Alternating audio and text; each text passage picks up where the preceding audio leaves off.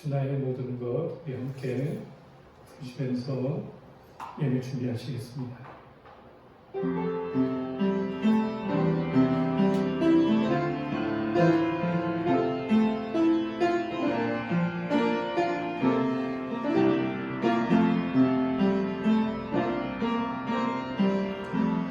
약할 때 강함 대신에 나의 보배가 되신 주 나의 모든 것 주 안에 있는 꿈을 나는 포기할 수 없네 주 나의 모든 것 예수 어린 양 존귀한 일 예수 어린 양 존귀한 일 십자가 제사하셨네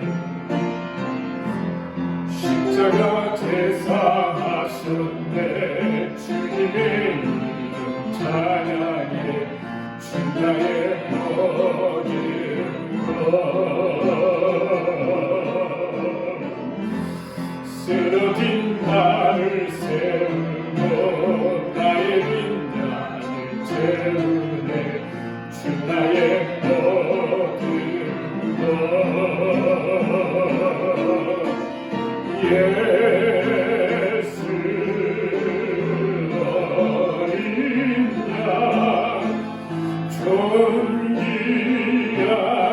일 예수 어린 양 존귀한 일 십자가 제사하셨네 십자가 제사하셨네 주님의 이름 찬양해 주 나의 모든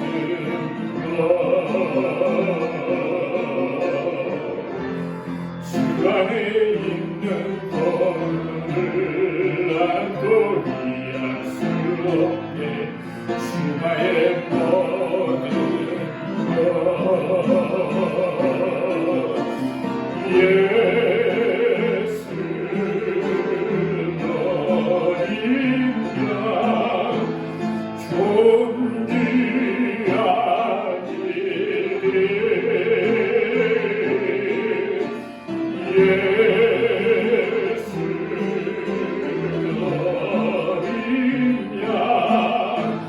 존귀한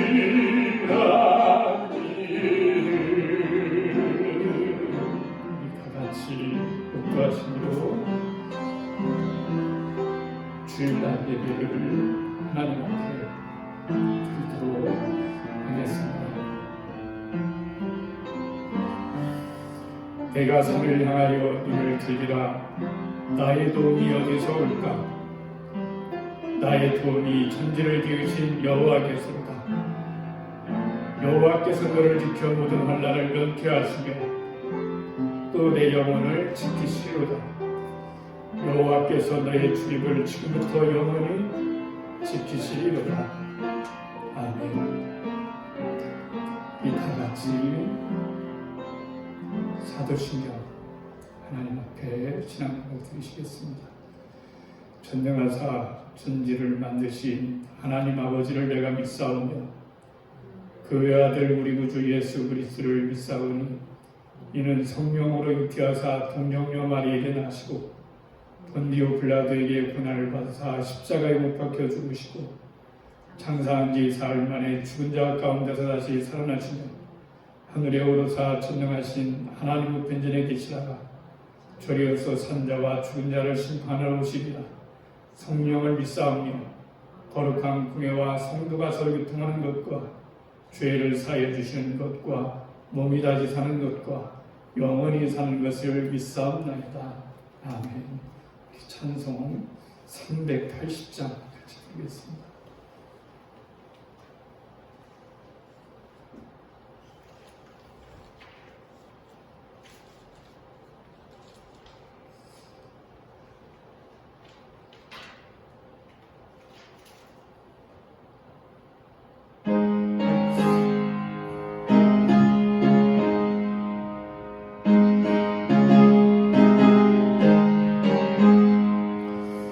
나의 생명 되신 주 주님 앞에 나아갑니다.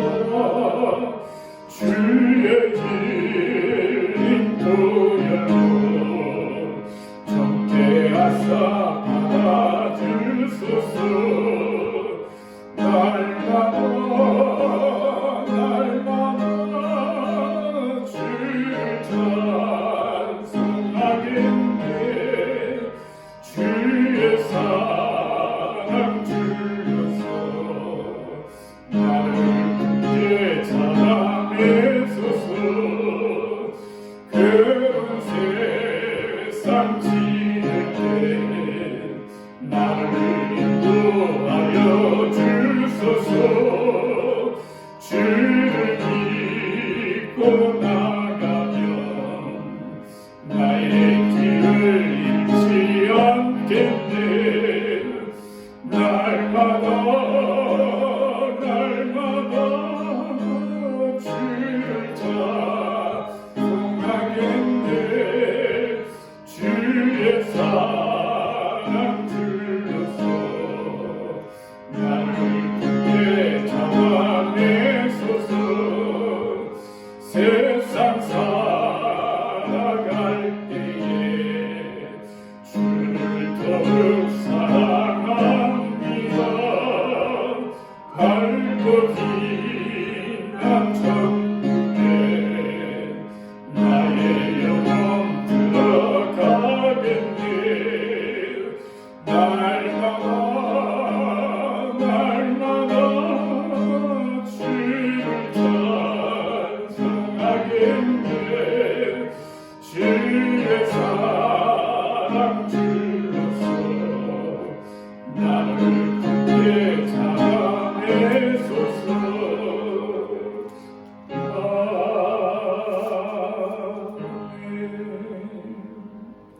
오늘 함께 나눌 말씀은 구약성경 창세기입니다.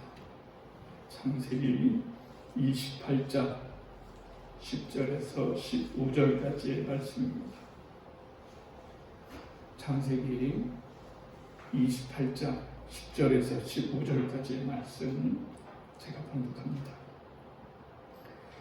야곱이 브엘사이바에서 떠나 하란으로 향하여 가더니 한 곳에 이르러는 해가 진지라 거기서 유숙하려고 그곳에 한두를 가져다가 베개로 삼고 거기 누워 자더니 꿈에 본즉 사닥다리가 땅 위에 서 있는데 그 꼭대기가 하늘에 닿았고 또 본즉 하나님의 사자들이 그 위에서 오르락 내리락 하고 또 본즉 여호와께서 그 위에 서서 이루시되 나는 여호와니 너의 주부 아브라함의 하나님이요 이삭의 하나님이라.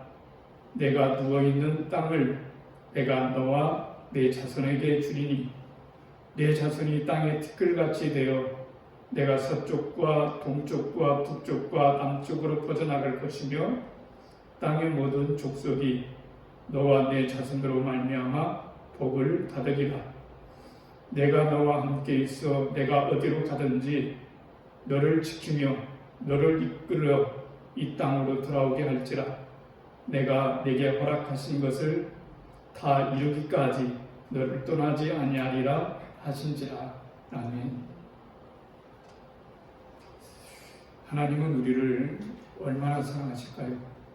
그리고 하나님께서 우리들을 사랑하시는 사랑의 깊이와 넓이 그리고 길이는 얼마나 될까요?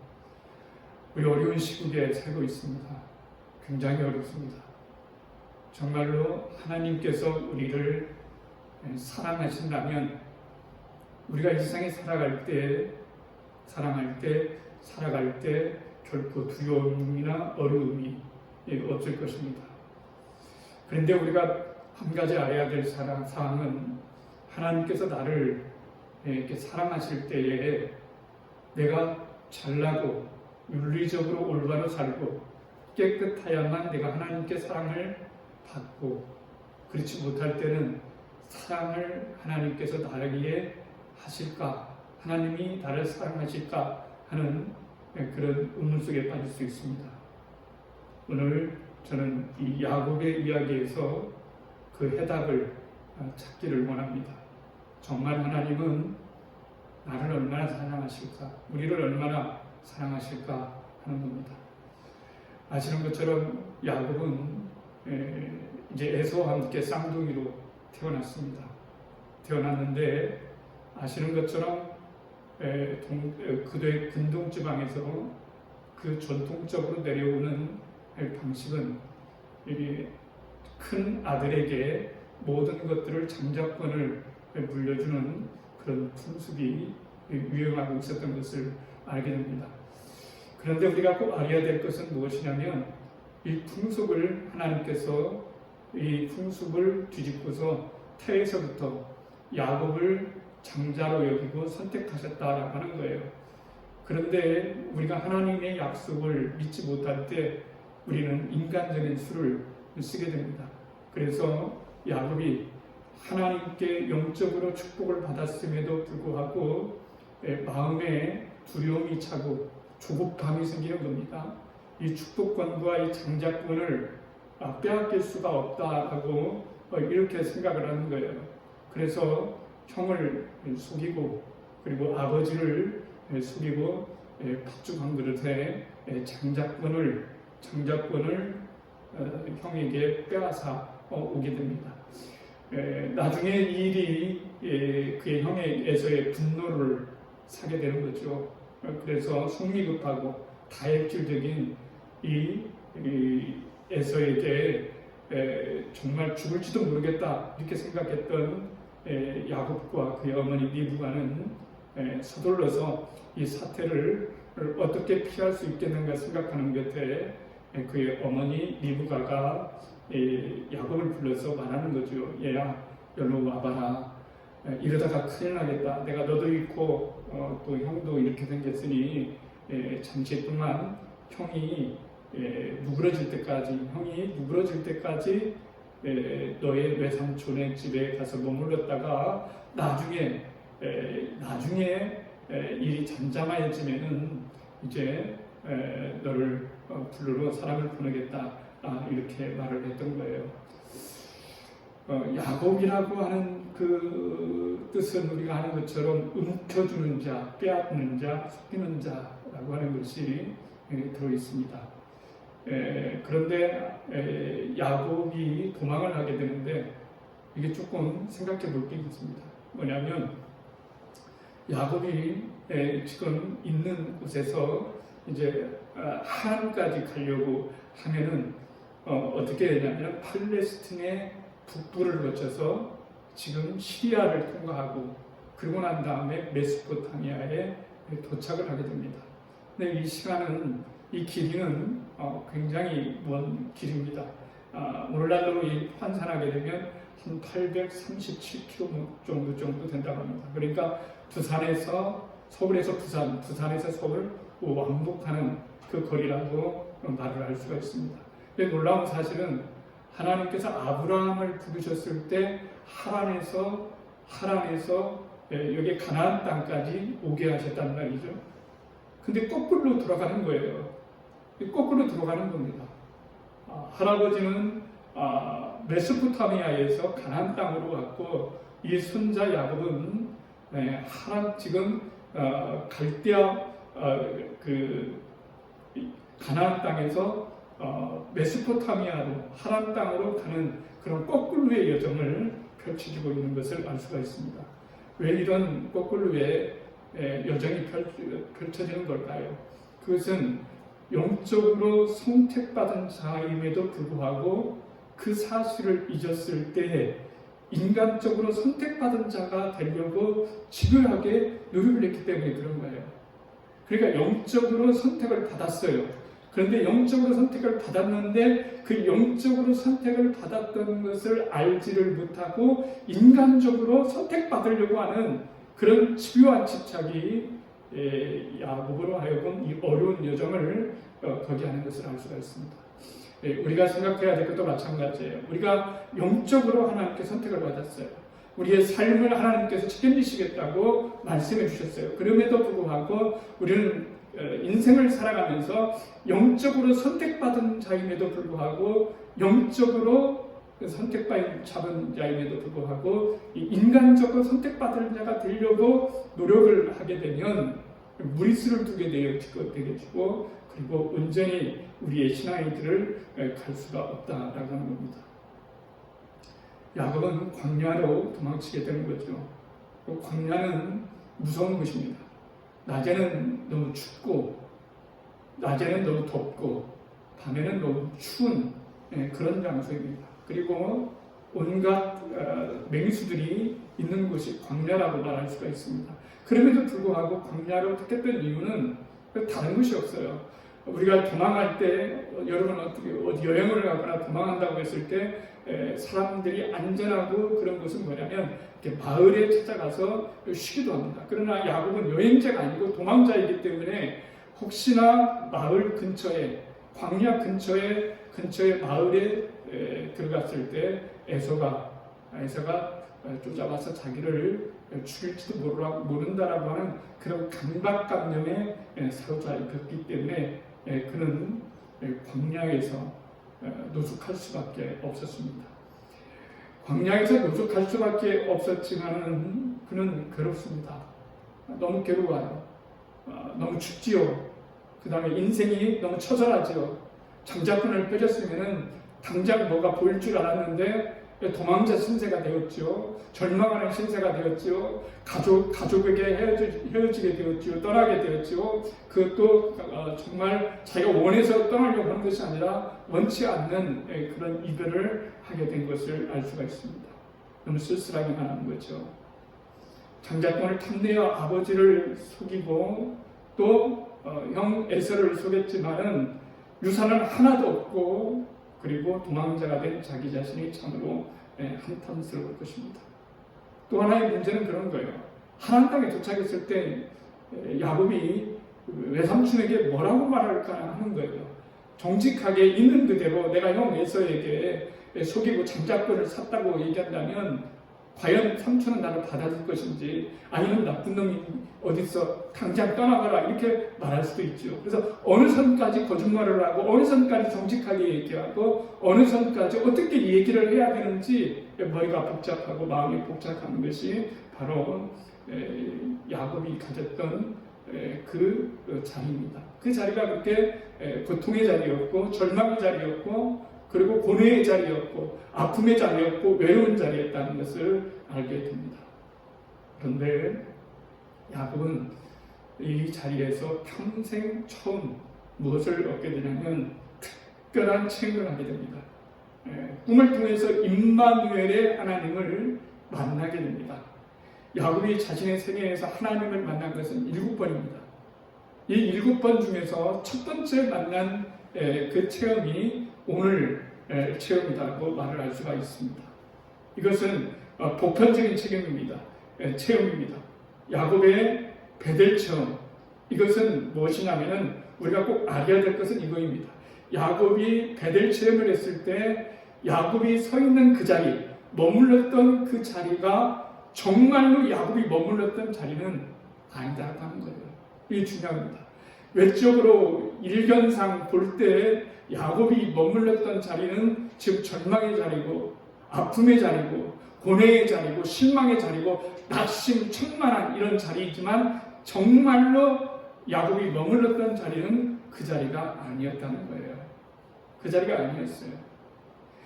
야곱이 정말로 머물렀던 자리는 어떤 자리냐면 하나님의 천사들이 머물러서 그리고 붐비는 그런 거룩한 자리였고 하나님이 자기 계시와 약속을 통해서 돌보아 주시는 하나님의 놀라운 역사가 있는 자리가 바로 그 자리였기 때문에 야곱이 머물렀던 자리와 야곱이 정말로 머물렀던 자리를 우리는 구분할 필요가 있습니다. 똑같은 장소예요. 똑같은 공간입니다. 그런데 이 자리가 정말로 야곱이 머물렀던 자리와 야곱이 그냥 머물렀던 그런 자리와는 전혀 다른 자리가 된다고 하는 겁니다. 영적인 시선을 가질 수 있어야 된다는 얘기예요. 오늘도 우리도 마찬가지예요. 우리의 자리가 일견 외관상으로 봤을 때는 너무 절망스럽고 환경도 안 좋고 너무 어렵고 너무 고통스러운 자리지만 정말로 그 자리를 자세히 영적으로 살펴보면 그 자리야말로 하나님을 만나는 자리요, 또 하나님의 은혜를 입을 수 있는 자리요, 하나님의 은총을 입을 수 있는 그 자리이기 때문에 여러분 그렇습니다. 그래서 야곱은 여기에서 영적 시야가 달라지게 됩니다. 처음으로 영적인 시야를 갖게 되는 거예요. 지금까지는 영적인 삶으로 살아야 됨에도 불구하고 인간적으로 살아가는 그런 존재였기 때문에 그런 영적인 시야를 갖지를 못했어요. 영적인 가치관을 갖지 못했어요. 그런데 오늘 이 베델의 체험을 하고 난 다음에 이 자리는 정말로 절망의 자리가 아니었구나. 이 자리는 하나님이 없으신 자리가 아니라 하나님이 역사하는 자리고 하나님이 함께하는 자리고 천사가 오르락 내리락 하는 그런 놀라운 그런 영적인 자리다 하는 것을 알게 됩니다. 엘리야를 생각하게 됩니다. 엘리야를 여러분 잘 알죠? 엘리야가 어떤 인물입니까? 대단한 인물 아닙니까? 여러분 3년 6개월 동안에 이스라엘에 비가 내리지가 않았어요. 여러분 오늘 우리가 영상 예배를 드리는 것도 코로나19 때문에 영상을 예배를 드리고 있지 않겠습니까? 그런데 코로나19가 1년이 되었어요. 1년 되지 못했습니다. 불과 몇 달밖에 되지를 못했어요. 그런데 나라가 마비되고 경제가 마비되고 사람은 두려워하고 세계적인 팬데믹 현상이 일어나서 국가와 세계 경제가 나날이 악화되고 있는 상황이고 많은 사람들이 어려움을 당하고 있어요. 그런데 엘리야가 살았던 그 시대에 비가 내리지 않았는데 가뭄이 들었는데 3년 6개월 동안에 초유 비가 내리지를 여러분 않았어요. 그래서 엘리야는 갈멜산 꼭대기에 올라가는 거죠. 갈멜산 꼭대기에 올라가서 그가 하나님 앞에 기도를 하게 됩니다. 비를 내려달라고 여러분 기도하게 되는 거죠. 간절히 몇 번을 기도했습니까? 7번을 기도했어요. 7번을 기도했는데도 여러분 비가 오지 않아요. 그 상원을 시켜서 저쪽 산을 올라가서 저쪽 등성이로 올라가서 내려다보거라. 저기 바다 쪽을 향해서 비가 내리고 있는지 한번 살펴보거라 하고 해도 7번을 그렇게 했는데 여러분 그렇지 않아요. 실망하지 않았어요.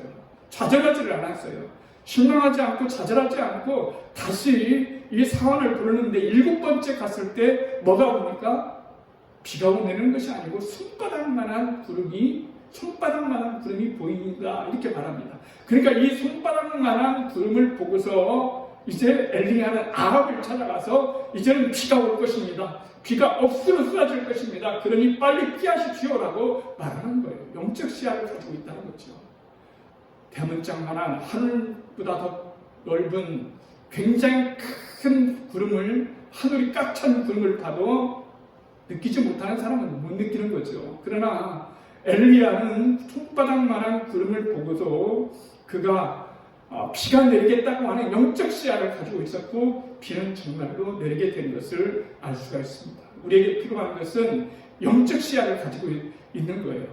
가질 필요가 있는 거예요. 시대가 어렵고 심란할수록 우리가 알아야 될 것은 뭐냐면 영적인 시야를 가지고 그리고 내 삶을 바라보고 내 환경을 바라보고 하나님을 바라볼 수 있는 그런 믿음을 가질 수 있어야 된다는 거예요.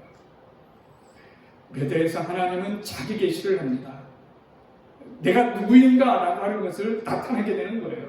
야곱이 처음으로 하나님이 체험을 하게 됐어요. 모두가 다 하나님 체험하는 것은 얼마나 여러분 기쁜 일일까요?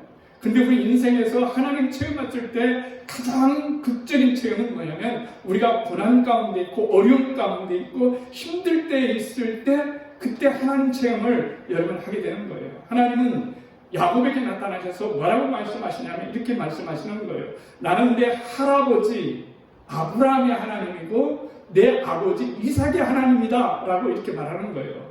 하나님께서 당신 자신을 이렇게 소개하신 이유가 뭘까요? 야곱과의 관계에서도 그런 관계를 좀 갖고 싶다. 그런 거예요. 하나님은 언제나 그런 하나님이세요. 나는 아브라함의 하나님이고 이삭의 하나님이고 야곱의 하나님이라고 소개시킨 이유는 뭐냐면 나는 너에게도 너의 하나님이도 되기를 원하신다. 하나님이 먼저 다가오셔서 우리들에게 나는 너의 하나님이 되기를 원한다. 아무개야 나는 너의 하나님이 되기를 그렇게 원한다라고 이렇게 말씀하시는 거예요. 그동안 야곱은 하나님에 대해서 지식적으로 어느 정도 들어서 알고 있었지만 하나님을 인격적으로 만나는 것은 전무했어요.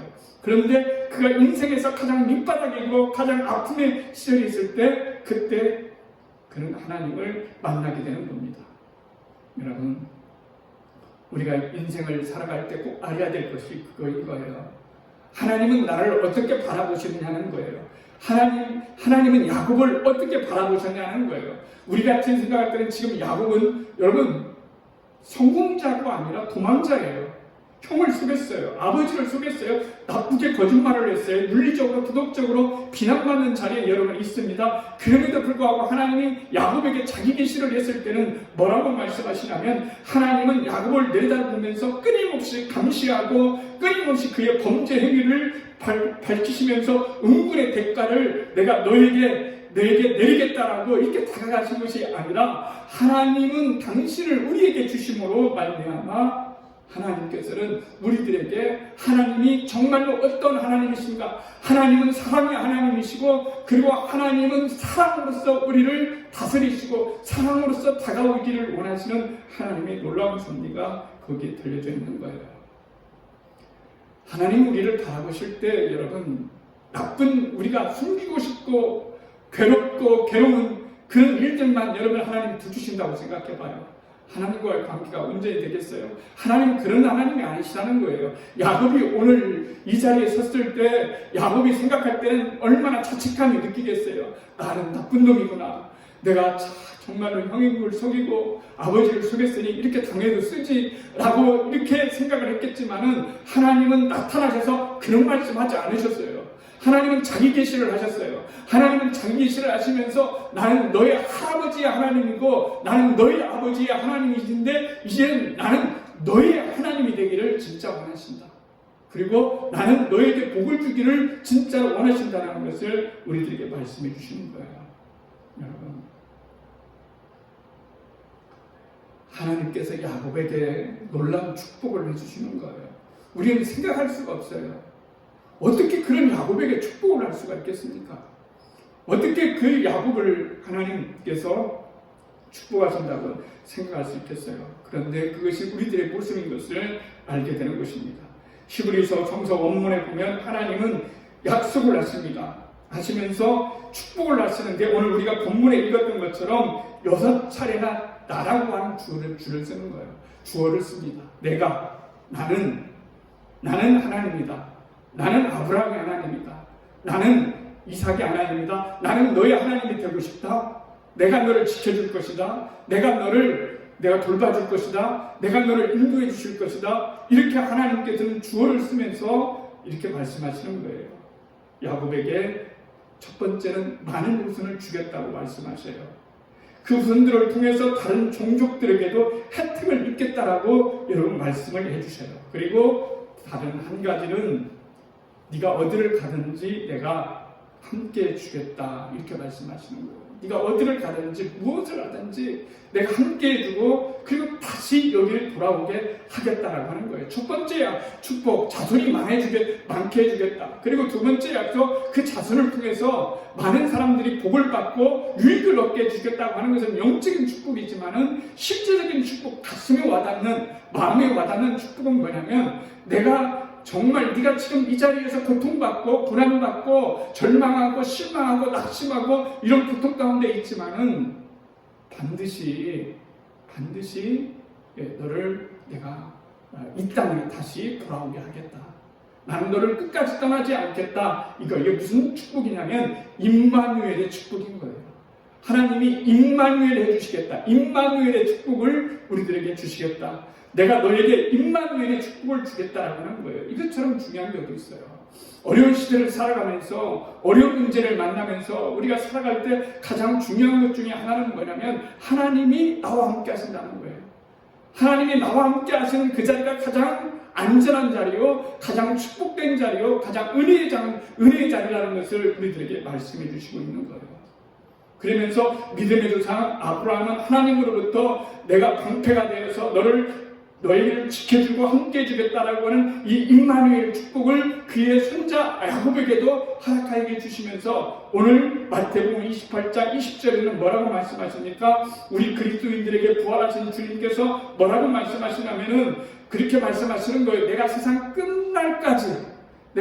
끝날까지 내가 너희와 함께 하겠다라고 이렇게 말씀해 주시는 거예요. 기독교 영성에서 가장 보배로운 영성은 뭐냐면 임마누엘인 거예요. 하나님이 우리와 함께 해주시겠다고 하는 거예요. 여러분, 하나님이 우리와 함께 해주시겠다고 하는 이런 축복처럼 은혜스러운 것이 여러분 어디 있는지, 얼마나 귀중한 것인지 여러분 알게 되는 겁니다. 베델 사건은 은총이 무엇인지를 잘 우리들에게 보여주는 거예요. 야곱은 하나님으로부터 땅과 후손의 약속을, 하나님은 그와 늘 함께 하실 것이며 그가 고향으로 다시 돌아오리라고 하는 축복을 받는 거예요. 이런 축복을 여러분 받을 때에 그가 축복받을 만한 지금 행동을 했습니까? 그가 정말 신앙적으로 성숙해졌나요? 이제 아무것도 하나님에 대해서 알지를 못해요. 그리고 비난받을, 윤리적으로 도덕적으로 비난받을 그런 일을 했음에도 불구하고 하나님은 그걸 묻지 아니하시고 그에게 오히려 거꾸로 그걸 묻지 아니하시고 복을 내려주시고 네가 어디를 가든지 함께하고 내가 너를 도우고 너를 돌볼 것이고 너를 인도할 것이고 너와 함께 해주실 거라고 하는 것은 다른 말로 비유를 하면 뭐라고 하냐면 바로 그것을 은총이라고 하는 거예요. 은총이라고 하는 것은 설명할 수 없는 하나님의 사랑인 거예요. 나 같은 사람이 이렇게 살아갈 수 있는 것은 무엇입니까? 하나님의 은총이에요. 끊임없이 하나님의 은총을 입고 살아요. 여러분, 우리가 이때는 하나님께 잘했지만 회개하고 하나님께 우리가 나아가지만 또 넘어지고 절망하고 낙심하고 하나님 앞에 참으로 온전한 삶을 살아가지 못했음에도 불구하고 그때마다 하나님이 나타나셔서 손을 잡아주시고 인도해 주시고 함께 해주시는 것은 뭐냐면 하나님의 은총인 거예요. 하나님의 은총은 결코 여러분 값싼 것이 아닙니다. 하나님의 은총은 예수 그리스도를 통해서 우리들에게 주시는 무한하신 무조건적인 하나님의 사랑입니다. 우리가 이렇게 하나님의 은혜를 입은 것은 우리가 잘나서 똑똑해서 또 신앙생활을 잘해서가 아니라 우리가 죄를 안 지었기 때문에 그런 것이 아니라 하나님께서 우리를 이렇게 사랑하시고 은총을 베풀어 주시는 것은 그 아들 독생자 우리 주님 예수 그리스도께서 우리를 대신해서 십자가에 못 박혀 죽으시고 하나님과 우리 사이에는 화목의 관계, 화평의 관계를 만들어 놓으셨기 때문에 여러분 그런 거예요. 하나님의 사랑을 위대하고 언제나 하나님의 사랑은 결코 멈추지를 않습니다. 우리가 변화되고 새로운 사람이 되는 것은 하나님의 이 은총적인 사랑 때문에 우리가 변하는 것이에요. 새 요한이 왔잖아요. 새 요한이 왔습니다. 얼마나 여러분 많은 인기를 가졌습니까? 사방에서 몰려오는 거죠. 사람들이 몰려옵니다. 그때 세례 요한이 뭐라고 합니까? 독사의 자식들아 회개하라. 하나님 나라가 가까웠다. 회개하라. 이렇게 여러분 아주 매서운 말을 했어요. 그런데 여러분 한번 생각해 보세요. 그 수많은 사람들이 세례를 받았어요. 회개를 냈어요. 그리고서 변화됐습니까? 새로운 사람이 되었나요? 오히려 그렇지 않고서 예수님께서 십자가에 못 박히시기 전에 여러분 빌라도가 물었습니다. 내가 바라바를 풀어주랴 아니면 예수를 풀어주랴, 바라바를 놓아주랴 예수를 놓아주랴, 누구든지 둘 중에 하나를 선택하라고 했을 때 유대인들은 뭐라고 했습니까? 바라바를 풀어주고 예수를 십자가에 못 박아라 이렇게 말을 했어요. 여러분, 그런데 우리가 알아야 될 것이 있습니다. 바로 그런 거예요. 하나님의 사랑이 우리를 변화시키는 거예요. 하나님의 은혜가 우리를 변화시키는 것입니다. 하나님의 은총이 우리를 변화시키는 거예요. 창세기는 야곱이 어떤 존재인가를 우리들에게 보여주면서 동시에 우리 자신을 볼 수 있는 거울의 역할을 하는 것을 알 수가 있습니다. 야곱이 인생의 밑바닥에서 하나님의 사랑을 받게 된 까닭이 무엇인지를 보게 되면서 동시에 우리가 하나님의 사랑을 받는 까닭이 무엇인가 라고 하는 거예요. 그것은 야곱과 우리가 사랑을 받는 까닭은 하나님의 무조건적인 그런 사랑 때문에 우리가 하나님의 은혜와 축복과 구원과 은총을 받는 거예요. 하나님의 사랑은 결코 멈추지 않아요. 인간의 사랑은 멈춥니다. 인간의 사랑은 조건적이에요. 인간의 사랑은 언제든지 변화될 수 있고 뒤집을 수 있어요. 그러나 하나님의 사랑은 결코 여러분 뒤집을 수가 없어요. 그게 우리들에게 성경이 야곱에 대해서 말해줄 때 우리들에게 깨닫게 하는 그런 진리예요. 그런 교훈이에요. 우리가 하나님을 사랑받기 위해서 어떤 노력을 많이 해야 하나님의 사랑을 받는 것이 아니고, 그리고 우리가 하나님 앞에 어떤 특별한 죄를 지었기 때문에 하나님의 사랑을 단간시키는 것이 아니라, 하나님의 사랑은 우리가 어떤 의지에 따라 중단시킬 수도 없고 중감할 수도 없는 하나님의 사랑은 결코 멈출 수 없는 그런 사랑으로 우리를 다가오신다는 것을 알게 됩니다. 사순절을 보내고 있습니다. 정말 하나님이 나 같은 사람을 사랑하실까라고 여러분 생각을 했을 때, 하나님은 성경은 우리들에게 분명하게 말씀하십니다. 하나님은 그래도 사랑하신다. 하나님의 사랑은 결코 멈추지를 않는다라고 우리들에게 말씀해 주시는 거예요. 우리의 죄악이 그분의 사랑을 감할 수 없고, 그분의 선이 그분의 사랑을 우리의 선이, 우리의 선한 그런 삶이 하나님의 사랑을 중단시킬 수 있는 것이 아니에요. 우리들의 바보스러운 행위가 그 사랑을 위태하게 만들 수 없고, 우리의 충실함이 그 사랑을 벗어날 수가 없어요. 하나님은 우리가 실패했기 때문에 덜 사랑하고 성공했기 때문에 더 사랑하는 분이 아니시라, 하나님의 사랑은 우리들을 향해서 결코 멈추지 않는 그런 은혜의 사랑으로 우리에게 다가오신다는 것을 알게 됩니다. 하나님께서 오늘 야곱에게 축복을 해주셨어요. 나는 너의 하나님이다. 나는 너의 하나님이 되기를 원한다. 나는 아브라함의 하나님, 이삭의 하나님이다. 그리고 야곱의 너의 하나님이 되기를 원한다. 이렇게 여러분 말씀하시는 거예요. 그러면서 여러분, 이제 어떻게 성경이 말하고 있습니까? 이제는 아브라함의 하나님, 그 다음에 이삭의 하나님, 야곱의 하나님으로 이렇게 말합니다. 그리고 또한 우리들의 하나님이 되기를 진정으로 원하시는 것을 알 수가 있습니다. 내가 너와 함께 있어. 그래서 내가 너와 함께 있겠다. 하나님이 어떤 순간에만 나와 함께 있는 것이 아니라 네 인생 전체에 내가 함께 있겠다고 하는 거예요. 네가 어디를 가든지 무엇을 하든지 간에 나는 너와 함께 하겠다는 거예요. 너와 함께하는 이유가 뭐냐면, 네 잘못을 캐서, 네 잘못을 내가 드러내서, 네가 나쁜 녀석인지 좋은 녀석인지, 좋을 때는 축복해주고 나쁠 때는 내가 벌 주시는 그런 하나님이 아니라, 하나님께서는 우리에게 부모님처럼, 아버지와 어머니처럼 항상 함께 해주면서 너를 내가 지켜주고, 내가 너를 돌보아주고, 내가 너를 인도해 주겠다라고 이렇게 말씀하시는 거예요. 그렇기 때문에 하나님의 사랑은 결코 멈출 수가 없는 거예요. 하나님의 사랑은, 우리를 향한 하나님의 사랑은 결코 멈추지를 않습니다. 우리가 꼭 알아야 될 것입니다. 사순절을 지내면서 코로나19 때문에 우리들이 인생을 살아가면서 어려움을 많이 겪을 때가 있습니다. 그것 말고도 어려움을 겪을 때도 있습니다. 그때 우리가 생각해야 될 것이 무엇일까요? 야곱의 하나님이 나의 하나님이 되는 것이구나. 야곱을 축복하신 하나님이 나를 축복하시는구나. 하나님의 나를 향한 사랑은 결코 변하지 않는 하나님의 놀라운 사랑이 거기에 있구나라는 사실을 진정으로 우리가 믿고 알아야 될 것이다 라고 하는 겁니다. 하나님의 사랑은 결코 멈추지를 않습니다.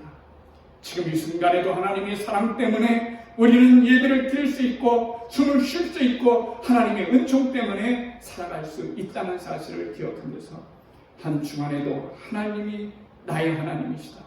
야곱의 하나님은 나의 하나님이시고, 아브라함의 하나님은 나의 하나님이시고, 이삭의 하나님은 나의 하나님이시라고 하는 것을 우리가 깨달아서 결코 멈출 수 없는 하나님의 이 사랑에 참으로 사랑으로 응답할 수 있는, 그리고 순종과 기쁨으로 응답할 수 있는 저와 여러분이 되셔서 살아계신 하나님을, 아버지를 모시는 그 기쁨이, 그리고 나를 향한 하나님의 사랑이 결코 멈추지 않고 나에게 은혜를 입혀준다는 이 사실, 이 축복의 말씀이 저와 여러분이 한 주간 살아갈 수 있는 귀한 힘이 되고 축복이 되기를 주님의 이름으로 축원을 드립니다. 하나님 아버지, 하나님의 사랑은 멈출 수가 없습니다. 하나님은 아브라함의 하나님이요, 이삭의 하나님이요, 또한 야곱의 하나님이며 우리의 하나님입니다. 우리가 서 있는 자리는 정말 우리가 서 있는 자리가 되게 하여 주시고, 야곱이 서 있던 자리는 정말 하나님이 함께 하신 자리요, 하나님의 놀라운 역사가 있는 자리였습니다. 오늘 이 시대에 살아가는 저희들의 자리도 때로는 고통과 눈물과 아픔이 있다 할지라도 그 자리는 정말 하나님이 함께 하시는 놀라운 축복의 자리임을 깨닫게 하여 주옵소서. 하나님의 사랑은 결코 멈추지 않고 하나님의 사랑은 결코 멈추지 않는 나를 향한 하나님의 사랑임을 기다리면서 우리가 믿으면서 한 주간도 승리하는 저희들이 되게 하여 주옵소서. 예수님의 이름으로 축복하며 기도드리옵나이다. 아멘.